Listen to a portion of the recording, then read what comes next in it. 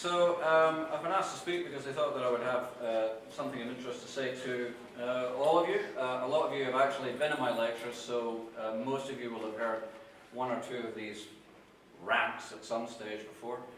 Senway asked me to talk a little bit about getting into the movie industry from where I was previous to that. And yes, because she thought that we're all very games focused in this crowd, and that's what everybody's kind of aiming towards, is working within the games industry. But a lot of you might find that even though you intend to get into that industry, you might find other avenues of employment along the way that lead to other things, and then someday you end up teaching at the Northern Sydney Institute, which is not what you intended at all. Yes, the road the gypsies go, as my father would say. When I started out, I did a graphic design course. That's how I got into games. I did graphic design. I wanted to be an illustrator, and the University of Newcastle was the only place that would take me. I was going to go to Billy Blue, but my father, who really wanted me to go to a proper university, and who'd never heard of the Billy Blue Institute, or Billy Blue School of Art, yes, when I told him the name of the place, he just said no. Just said, no, there's no way I'm going to tell people that you're going to the Billy Blue School of Art. You can forget that noise. So, I tried UTS and City Art Institute, and the University of Newcastle were just discerning enough to let me in. So I was there for 4 years, and then I got out, and I just instantly started becoming an illustrator. And yeah, but I wanted to get into the comics industry because, it was 1995, and that was the era of the big rock star comic artists. So, your Simon Bisleys and your Jim Lees and whatnot, and your Dave Sims. And yeah, that's what I wanted to do. In fact, I was fairly certain that that's what I was going to do. And then when I was at a convention, a funny-looking guy came up to me while I was showing my portfolio to Cam Kennedy, who did the art for the Star Wars Dark Jedi series for Dark Horse. And he's Scottish as well, so we're broguing away. Where are you from, Alistair? I'm from Dumfries, Cam.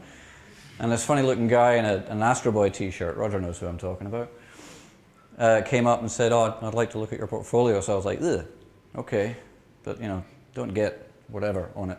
And he went, "Here's my card," and he gave me a card, and I threw it away, and my girlfriend found it a week later when she was doing the vacuuming and said, "Did you call that guy?" And I said no, and she said, "You should," and so I did. And that's how I ended up joining SSG. It wasn't your card. So yeah, they got me to do a whole bunch of trading card games, and then when Nick, the art director, left the company, they said, "Well, you're the only artist we know, so do you want to be an art director?" And that's really where I started just saying yes to everything. I had no clue what an art director did, but I just went yeah, all right. How do you do that? And they went, you work it out. Here's a computer. Go.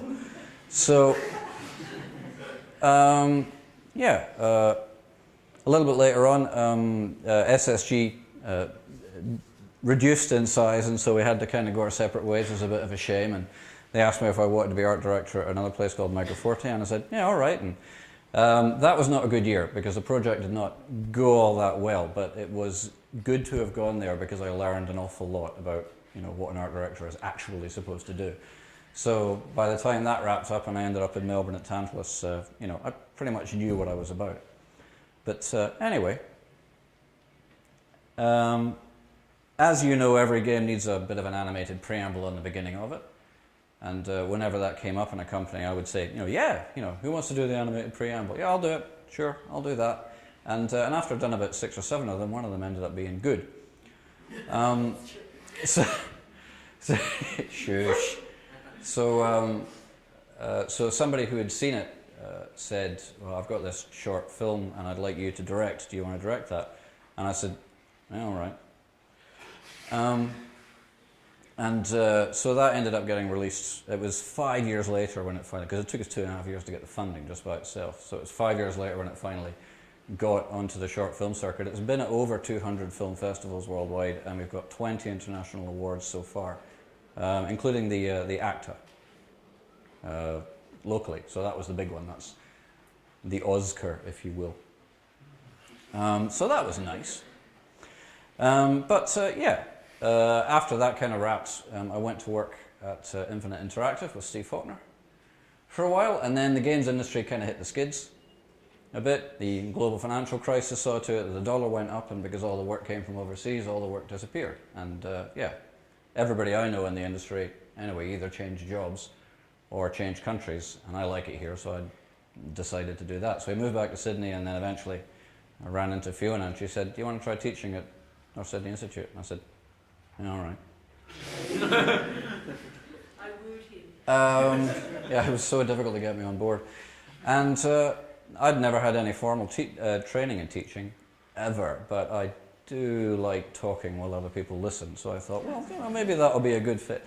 And it's turned out that, I'm not going to claim to be an excellent teacher just yet, because, on the admin side of things, it's still a little bit dodgy. But I do enjoy the face-to-face time. I really enjoy being in class and talking to people. When you see me in class talking to students, then that's when you see me at my best. So, yes, teaching students, the wonderful world of game design and animation and making movies and stuff like that is literally the best job that I've ever had, simply by saying yes to everything. So, it's a fairly good policy to follow, and it's probably one that you should do yourself, because there's no telling where you might end up, and certainly when you're living the life of a creative, it can be very difficult. Mostly because, certainly if you're an artist, and this happened to me, is that all of your teachers and your parents and guidance counselors and people that are close to you and people that love you, if you continue to draw past the age of 12, and if you're still drawing pictures, or you want to make video games at the age of 19, then not only will they be sort of like not all that pleased that you're doing it, they'll be actively discouraging you from continuing with it, because this is kid stuff and it's a waste of time, and when are you going to get serious and think about doing something real, and when this doesn't work out, what are you going to fall back on? Maybe you should have a plan B. There are two things that you need to know about these types of comments, because I certainly got that from everybody, my parents. There's one particular teacher who said to me one time, he said, "You're wasting your time, your parents' money, and space in my school." And I don't know why. When I was young, I used to listen to authority figures and do precisely as I was told, because I didn't know my arse from a hole in the ground. But that was the one thing that I just didn't, it didn't occur to me. I wasn't going like, no, they're wrong, I am going to make a go of it. It just didn't occur to me that they might actually be right about that. So, and I think that that's exactly the kind of thing that discourages a lot of artists. These people that tell you these things. Most of them are genuinely saying those things to you genuinely out of concern for your welfare, out of love, because they want to see you do well, and they don't see you doing well in, what you've chosen to do. Two things you need to know about the things that these people tell you. One, that would be the first one, that it's meant out of love. Two, it's horseshit. It is noise. Ignore it. They are wrong. They are wrong. All right? You have to do what you love. I don't know who said it. It was probably Bertrand Russell or someone. It doesn't matter. He said, people normally consider it a risk when you decide you're going to do what you love and you're going to work really hard at it, and then eventually, if you keep working really hard at it, eventually the money will come. Oh, you can't do that. That's way too risky. Well, whomever it is that I'm paraphrasing, he said, it's a far greater risk to do something that you hate, and on the off chance that eventually you'll make so much money doing it that you won't have to do it anymore, and you'll get to have a crack at the stuff that you love. Far greater risk. I would agree with that. So, just stay on this course and try and ignore those people, because certainly if you've just been through high school, you'll know that all your high school teachers sort of play the same tune. Like, oh, if you don't get your HSC, oh boy, if you don't have your school certificate, then the big bad world is going to eat you alive. Or if you go to university, or if you think there's going to be any spoon feeding in university like there is here, boo! Horseshit. Noise. Ignore it. All right? Say yes to everything and listen to no one.